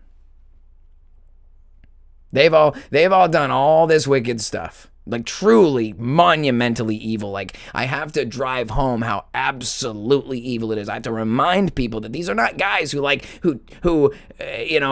fudged something. This is not somebody who, put the sticker from the other car on their license plate to get past the registration thing. It's not like you cheated the smog test. It's not, you know what I mean? It's literally like the most evil you can comprehend to do to people, what these people do in multiple categories. Oppression, torture, assault of a mental, emotional, physical, sexual nature. These people are monsters. Like, I'm not trying to dehumanize them any more than they've dehumanized themselves with their own evil. So it's like, it's just not even and all that, all of this is happening, and we're just expected to forget it. Just let it go. Why are you still talking about it? Says the elected leader who was selected by the vote because we played their game and we trusted them when they said, oh yeah, he killed himself. Put your ballot in the box. Everything, all business as usual. Why are we still talking about it? Because you lied. You lied back then. You lied all the whole time till now, and now you're lying to me now. That's why we're still talking about it, because we don't have an answer.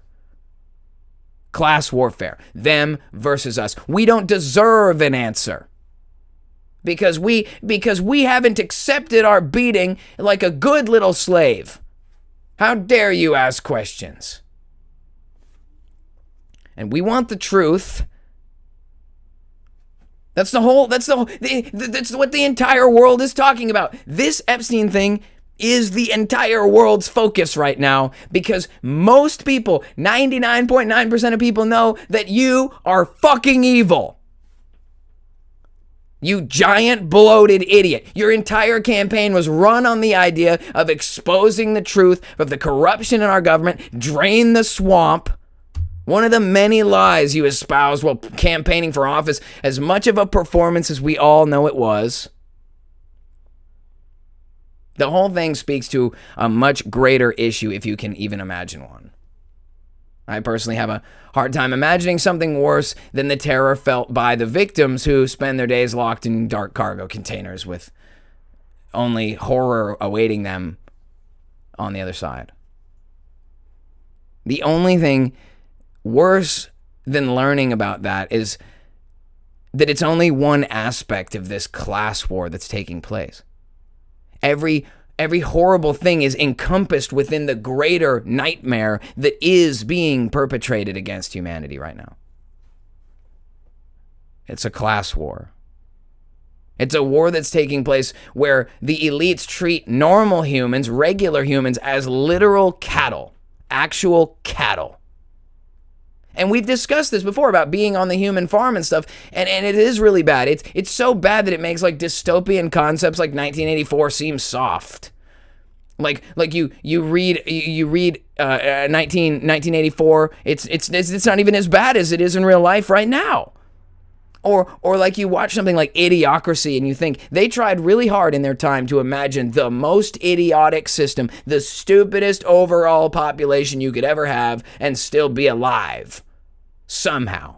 And they were close. They were about to kill all crops with Brawndo, okay? So we know. I mean, we're worse than that right now. We're literally worse than that now. And there are many ways that you could express how that's the truth. But again, this stuff like the Idiocracy, 1984, that barely scratches the surface for what we ended up with. Like film and literature, even those books and movies that are the most crazy and prolific, they still are part of our society. It's a subset of the real big picture. If someone in our world can conceptualize 1984, just imagine how much worse it is that that's just a sliver in the annals of history of the real nightmare that exists on the face of the earth right now. It's crazy. Whether it's these films or it's the Epstein debacle or the human trafficking epidemic or whatever, the worst things in the world, right? They are happening and they're happening within the scope of this greater thing. So any one issue, you could open the folder which has subfolders. That big folder is inside the bigger folder that is the hellscape of the class war. Them versus us, and it's a reality.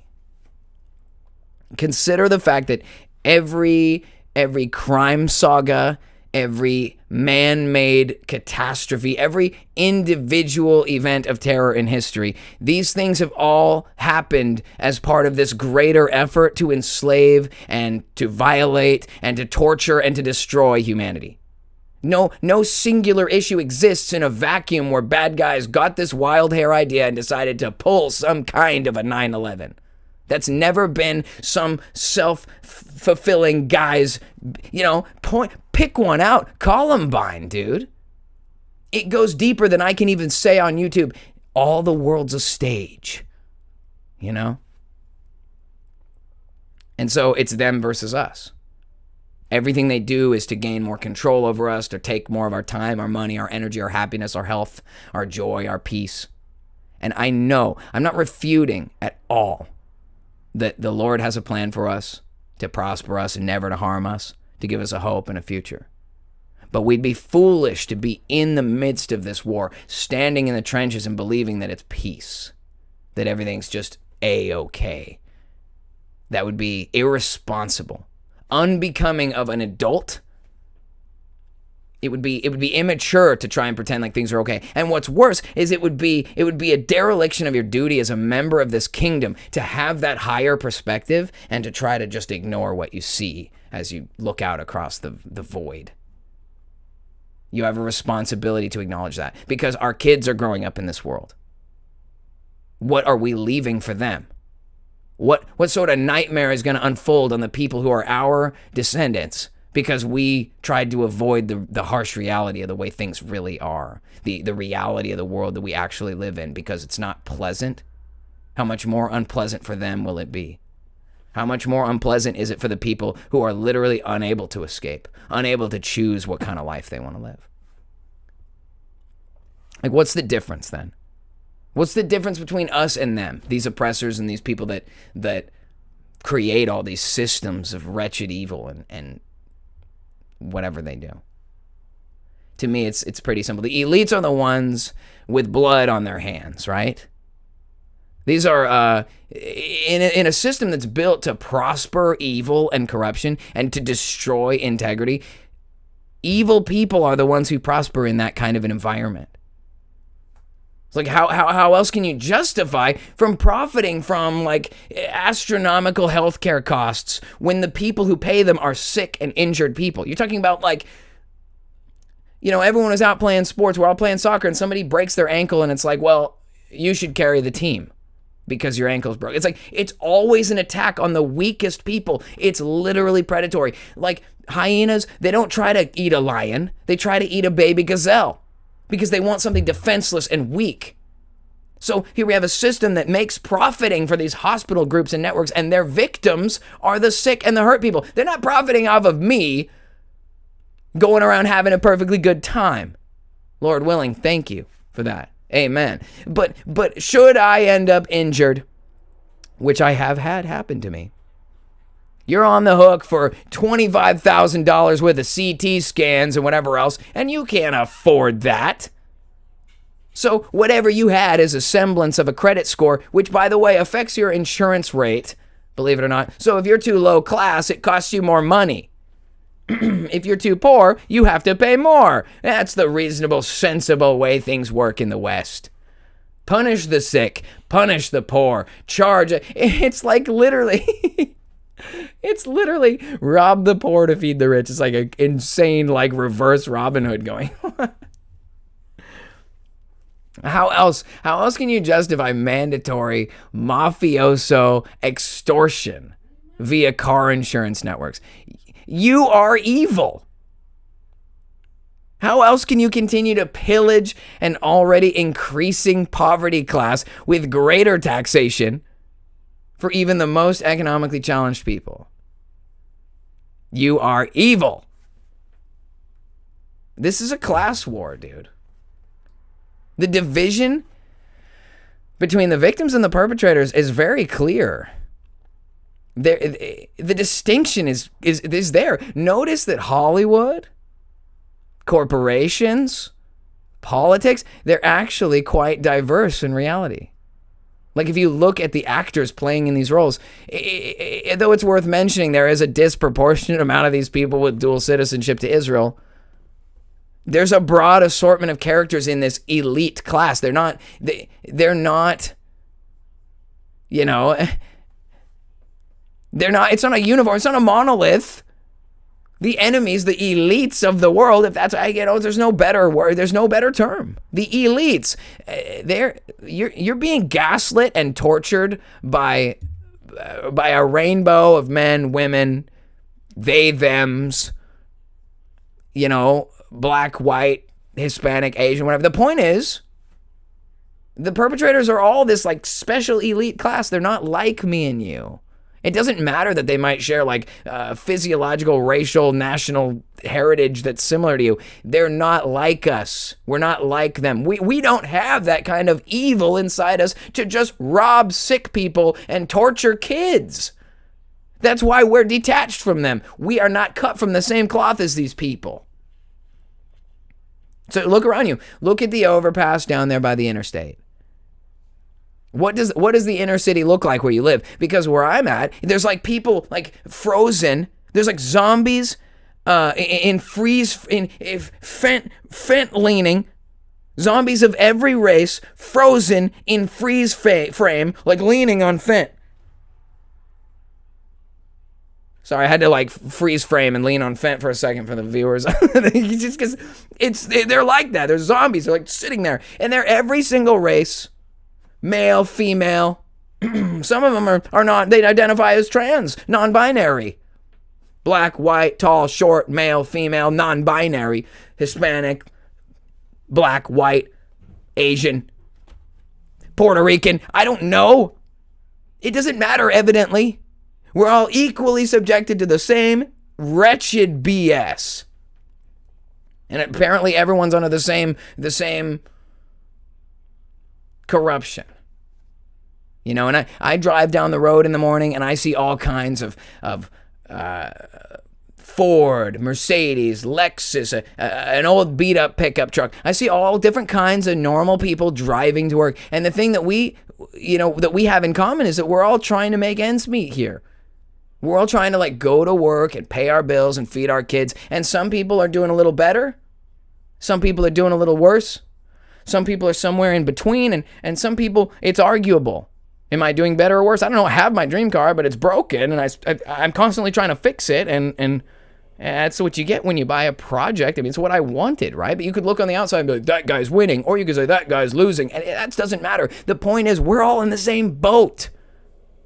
We all still have to like go pay for the car insurance, the gas. We're all subject to the same. If any of you or me, if any of us on that roadway committed the same kind of crimes as Diddy or Epstein or any of these people, they'd skin you alive with the justice system. You'd never see the light of day, especially if you committed some kind of financial crimes.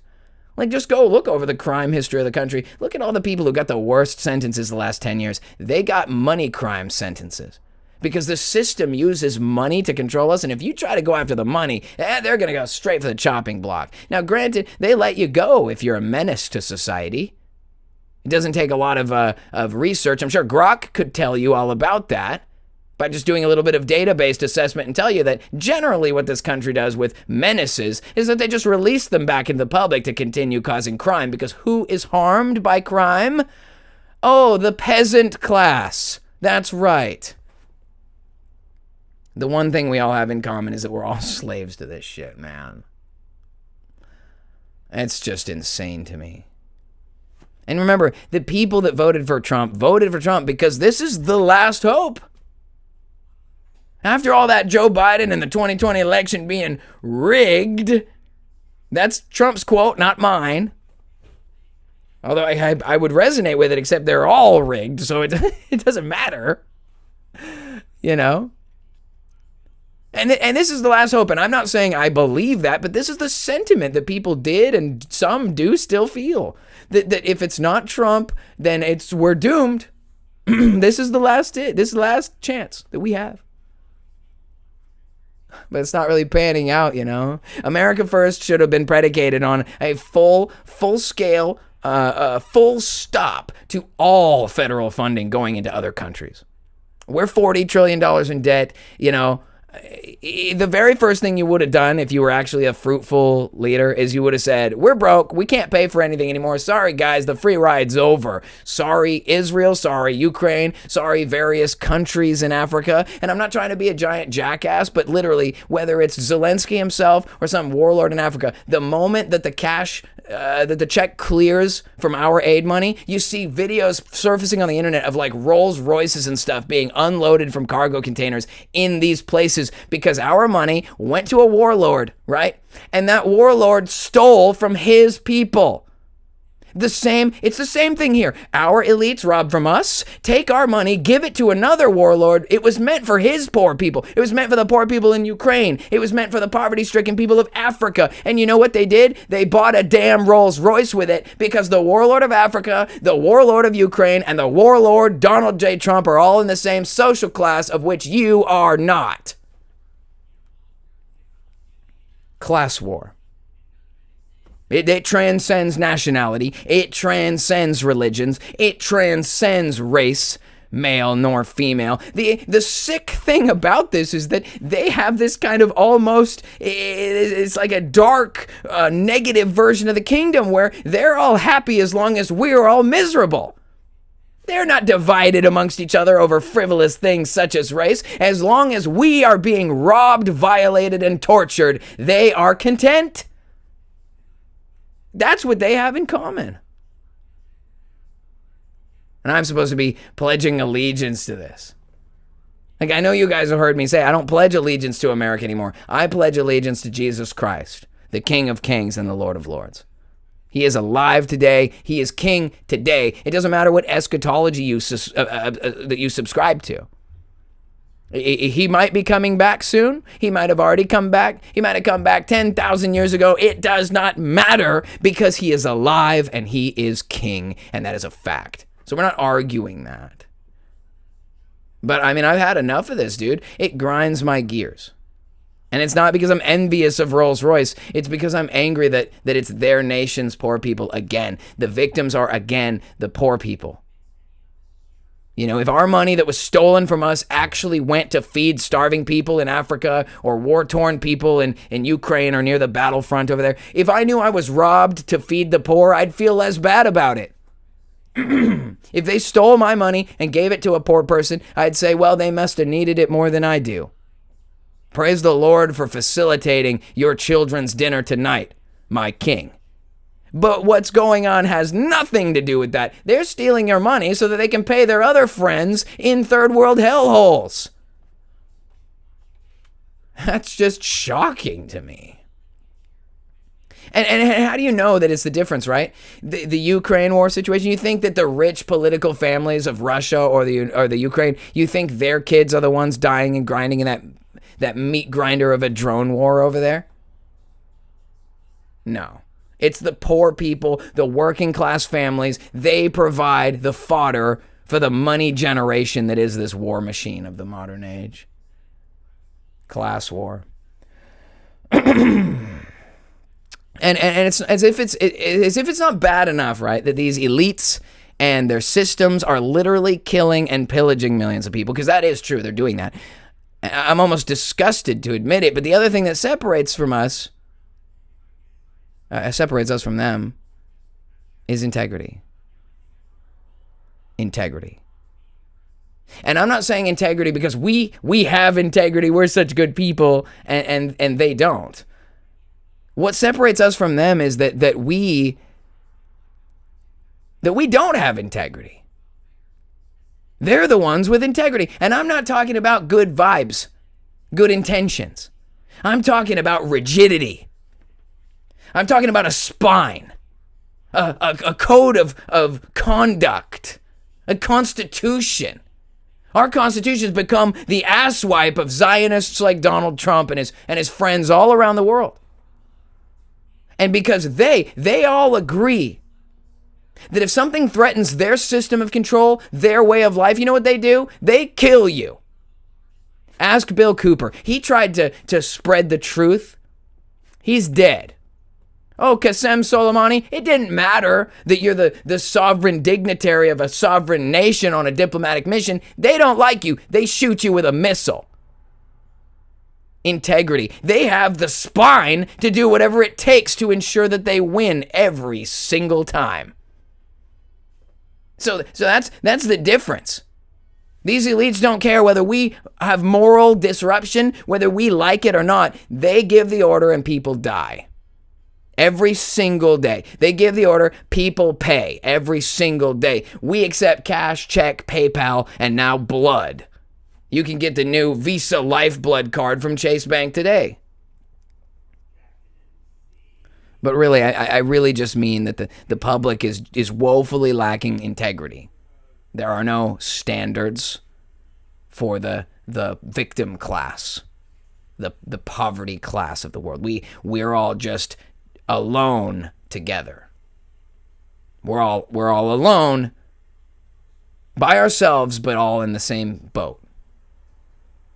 Because we're divided over race and religion and height and gender and what city you're from, what nation you're from. So we're all over here arguing over petty, useless squabbles while the elites of the world are fully unified in their quest to torture and destroy us and rob us and pillage us and whatever else they want to do to us, which is bad enough. But what's worse is to the absolute weakest and smallest and frailest of our people, old people, pets, animals, farm animals, kids. It's an absolute bloodbath, and it's because we don't do anything about it. Because we don't have a spine. We don't have the integrity to do what's necessary, And it's like the French Revolution, if it was even real, it was like 200 years ago. That's not that long ago. And back then, people were like, this government, every single one of them, they're no good. Bye. You gotta go. Oh, and they did what they needed to do to get rid of them. People have gotten so dang soft in the scope of the actual violence, right? When we go to war with people, guys sign up, young kids, 18, 19, rifle in hand, ready to go shoot people because the bad guys are trying to kill you. Okay, we justify war because the enemy's trying to kill you. These enemies are actively killing people. People are like, you have to be, that's the reason why. They don't fear you. They don't think that you do anything about it.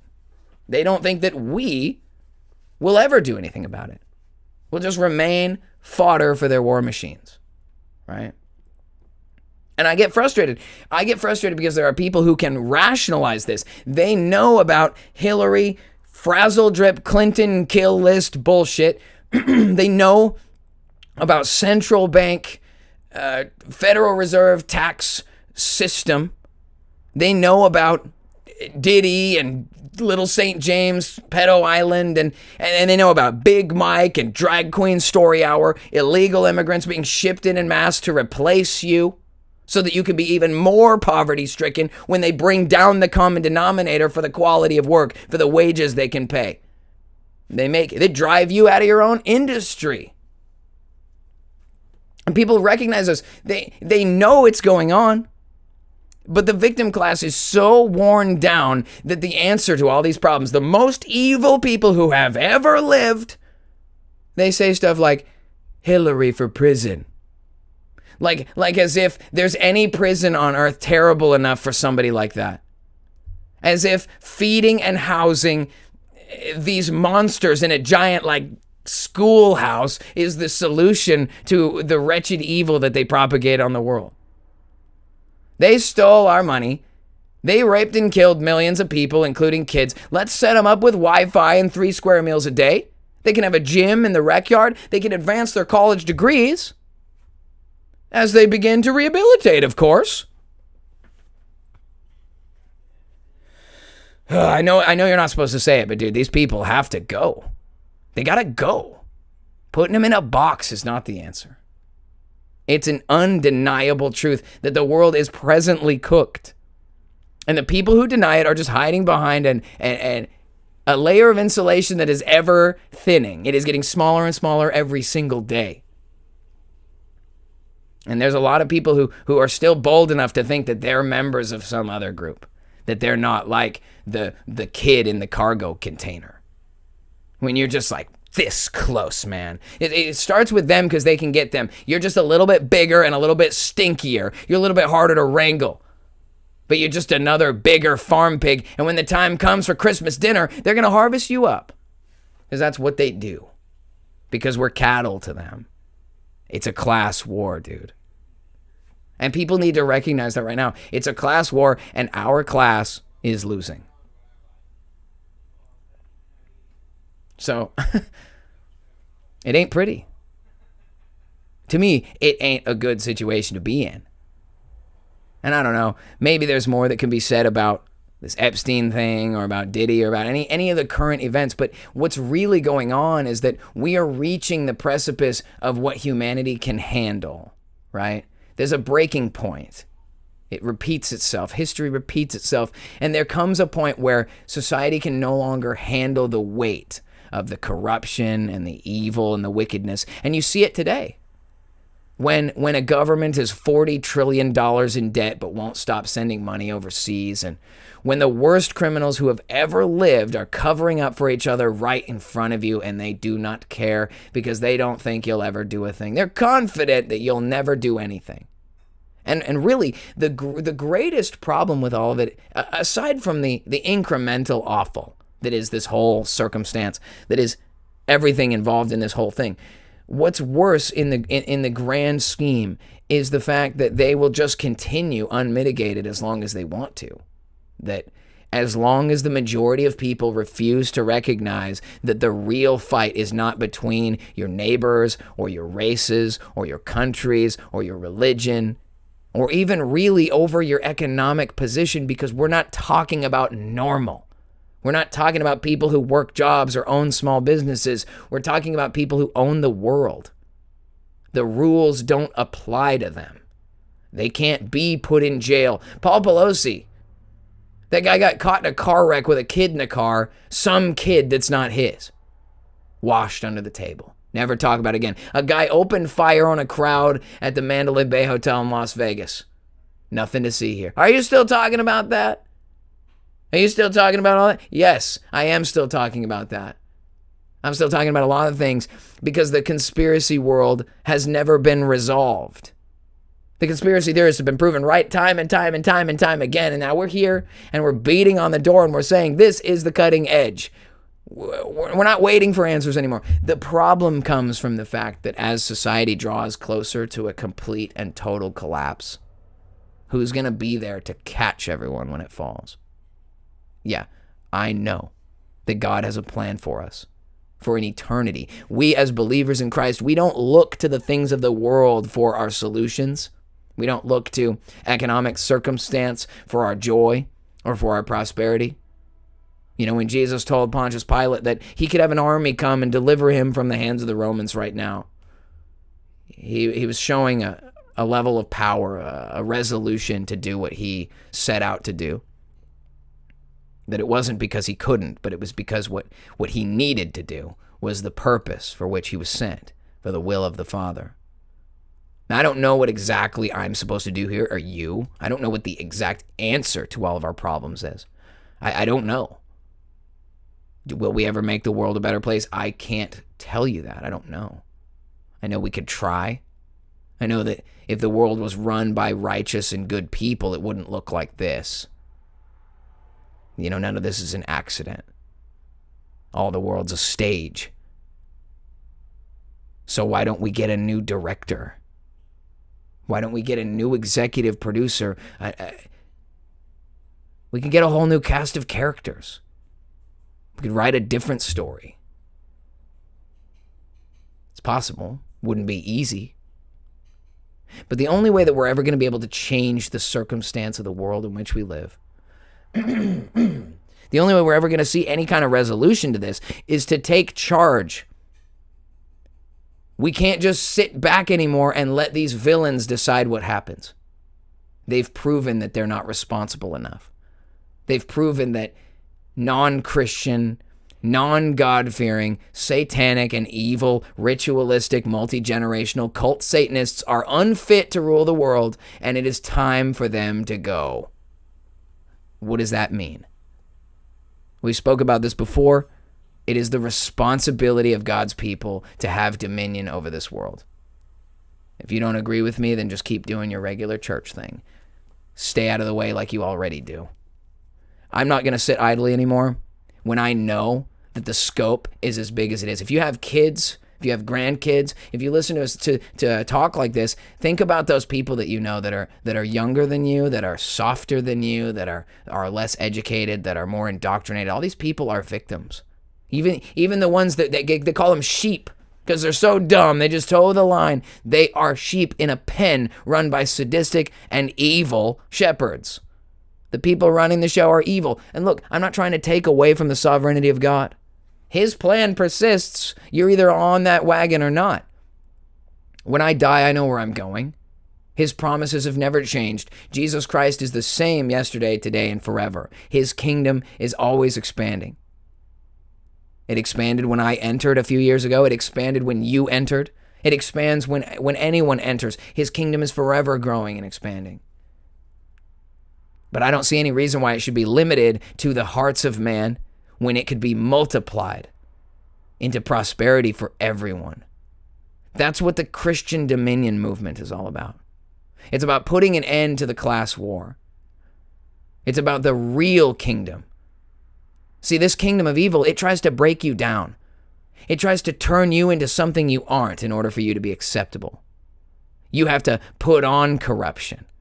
You have to become a disfigured version of the thing you were designed to be, to embrace all this foolish thinking about what's really valuable in the world and who you really are and what you should live for and what you should die for. All those ideas are fraudulent. They disfigure you and make you into a shell of the person you used to be so that you can fit in with the system. But all of you guys don't fit in with the system. I don't fit in with the system because I cannot be made that thing by them. I don't want to be. And that's the difference, because Christ's kingdom is not about turning you into something you're not. It's about restoring you to what you really are. It's about a king who lowers himself to a peasant just like me and you, who faces off against a system of elites, a multi-generational cult of criminals, the same people that we face today. Call it what you want. You can call it the synagogue of Satan if you want. But he came down to our level to meet us where we are, so that he could take us and give us treasure beyond imagination. These elites, this kingdom of darkness in the world, it wants to turn you into something you're not, so that they can take everything from you. And Jesus wants to make you who you really are, so that he can give everything to you. I know what side I'm on. I know who I pledge allegiance to. It's not going to be easy, but this is not a theoretical concept. This is no longer about debating the nuances of Scripture or about getting caught up in the daily grind of an ever-degenerating news cycle, society, world. It's about recognizing that it has gone too far. It's time for the adult to step into the room. The adult who can rationalize how bad it is, but who has the integrity to stand firm in the truth, regardless. To do what you've been called to do, the mission, the will of the Father for which you were sent. Your life is not an accident. You're not here in this time simply because God likes you to be tortured or distracted by Facebook or X. You're here right now because God needed a class of warriors for a time just like this. He needed people with integrity.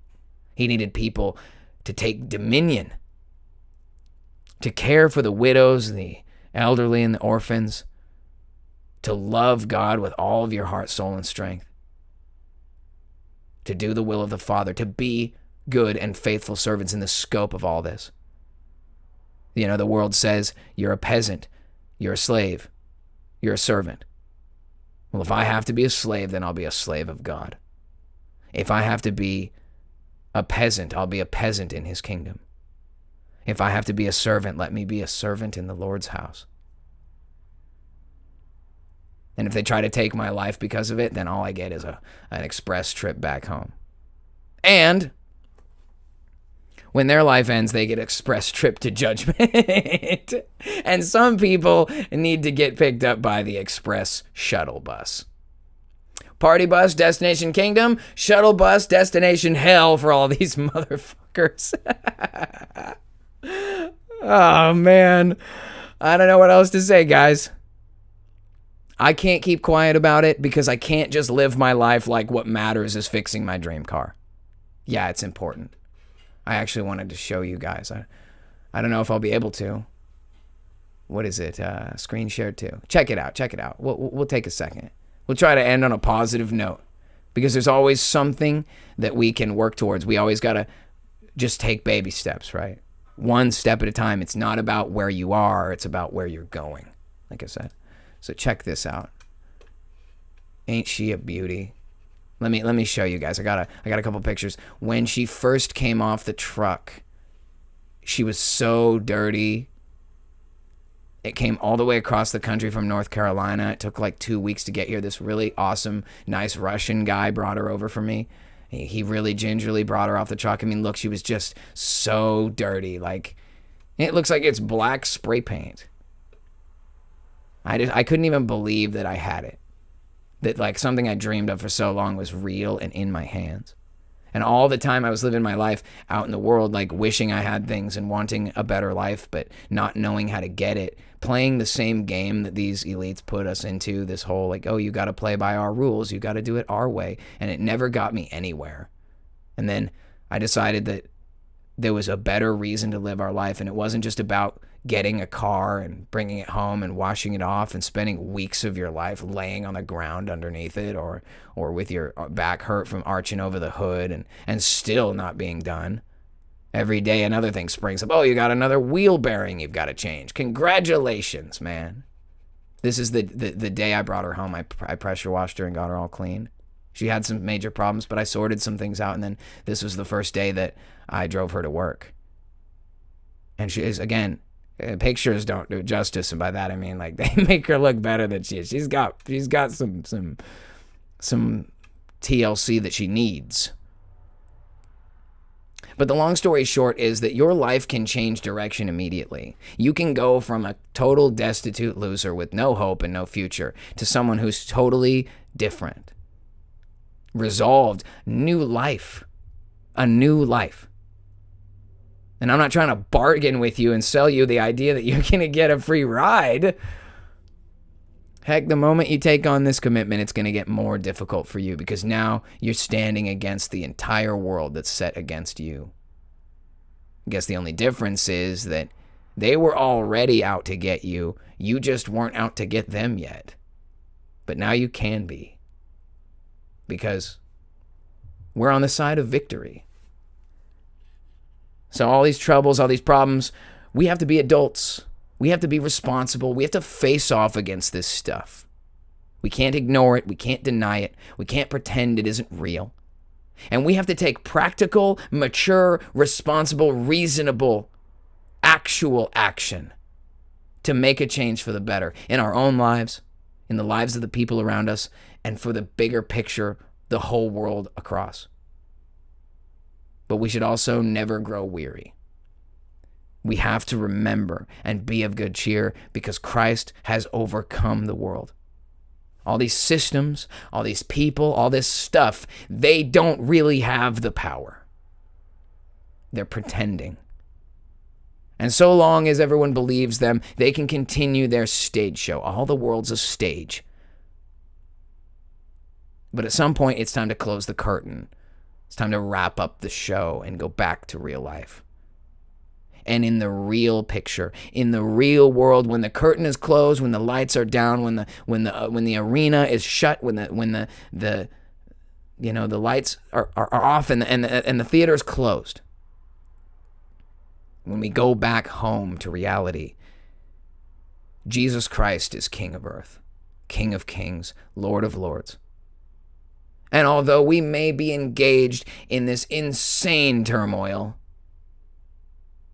I couldn't even explain it in 2 hours. It doesn't change the fact that we have finally picked a side. And our side wins. God wins. So to all the Epsteins, all the Donald Trumps, all the degenocrats and retardicans, and all the villains playing their respective roles on the stage, doing their job, doing whatever they do, tormenting people to whatever end, God sees everything. And I will accept God's timing for your demise. But I will pray that it is soon.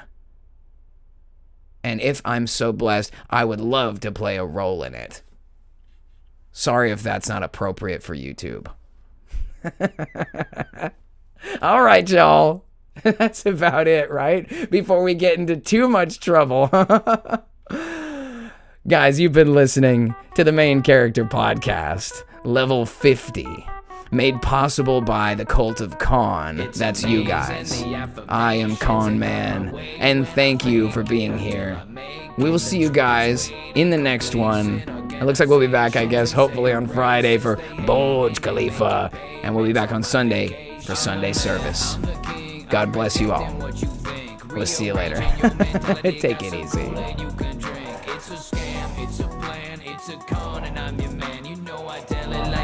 I hold the secrets in my hands. Reflection and introspection is my profession. I'm recklessly disrespecting what you expect and investing in my discretion, teaching the lessons, impressions to keep you guessing what I do next, man. Now when the 1,000 years have expired, Satan will be released from his prison. He will go forth